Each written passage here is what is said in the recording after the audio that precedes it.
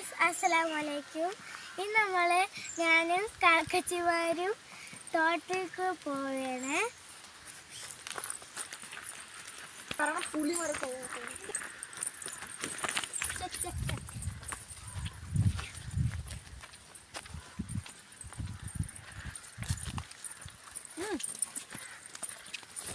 ഇതിലെ കൂടുതൽ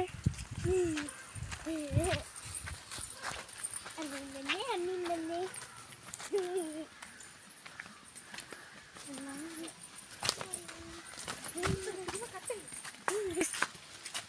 hello guys, ഇതാണ് ചെറിയ തോട്, അപ്പുറത്താണ് വലിയ തോട്. അപ്പോൾ ഗൈസ് നമ്മൾ വലിയ തോടിൻ്റെ അടുത്ത് എത്താറായി.